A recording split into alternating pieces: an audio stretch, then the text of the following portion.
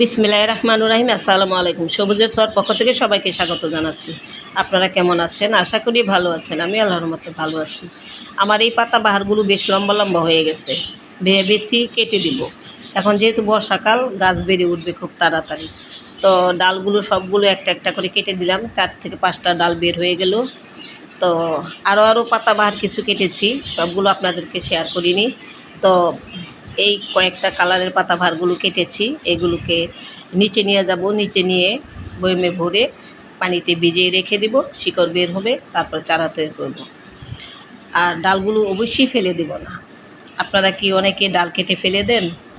ফেলে দিবেন না। এগুলো থেকে একাধিক চারা তৈরি করা যায় এবং শোপিস হিসেবে ঘরে সাজানোও যায়, রাখা যায়। তাজা থাকে, সতেজ থাকে, ভালো থাকে এবং পানিটা সবসময় বদলিয়ে দেবেন, তাহলে গাছ সবসময় সতেজ থাকবে। আমি এইভাবে প্রথমে একটা বয়মে সবগুলো দিয়েছিলাম, দিয়ে ভাবলাম যে খুব বেশি হয়ে গেছে। তারপর আবার 3টা বয়ম নিয়ে আসলাম, আলাদা আলাদা করে 3 জায়গায় 3 রকমের পাতাবাহারগুলো বসিয়ে দিয়েছি। তো সবই আপনাদের সাথে শেয়ার করছি, দেখতে থাকুন আমার ভিডিওটা, স্কিপ করে যাবেন না। দেখুন আমি কিভাবে পানিতে ভিজিয়ে চারা তৈরি করি। তো আপনারাও এইভাবে একাধিক চারা তৈরি করতে পারেন পাতাবাহারের ডাল কাটিংগুলো দিয়ে। আমি কিন্তু প্রায়ই এইভাবে চারা তৈরি করি এবং একাধিক চারা তৈরি করি আমি এইভাবে পানিতে ভিজিয়ে শিকড় বের করে। পাতাবাহারগুলো কিন্তু অনেক সুন্দর, আমার কালারফুল, কি সুন্দর চকচকা জগজগা, দেখলে মনটা জুড়িয়ে যায়, এত সুন্দর পাতাবাহার। তো এইগুলো পানিতে ভিজেই শিকড় বের করে নতুন নতুন চারা তৈরি করা যায়।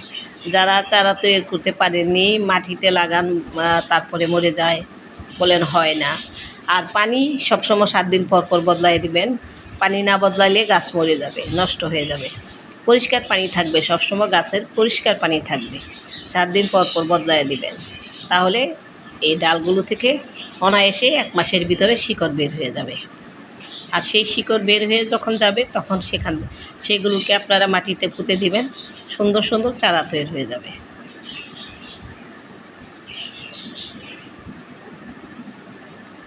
এখন আমি সবগুলোকে আলাদা আলাদা করে ফেলেছি।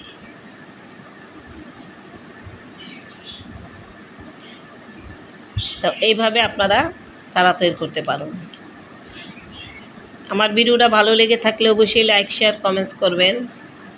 যারা ফেসবুক থেকে দেখছেন অবশ্যই ফলো দিবেন, আর যারা ইউটিউব চ্যানেল থেকে দেখছেন তারা সাবস্ক্রাইব করে পাশে থাকবেন আর শেয়ার করে দিবেন, অন্যকে দেখার সুযোগ করে দিবেন। সবাই তো গাছ কিভাবে চারা তৈরি করা যায়, কোন কোন গাছের চারা তৈরি করা যায় পানিতে ভিজে, অনেকেই জানেন না। তো এই পাতাবাহারগুলো বেশিরভাগই পানিতে ভিজেই চারা তৈরি করা যায়। তো আপনারা ওইভাবে করবেন। ভালো লাগলে লাইক, শেয়ার, কমেন্টস করবেন, পাশে থাকবেন। আল্লাহ হাফেজ।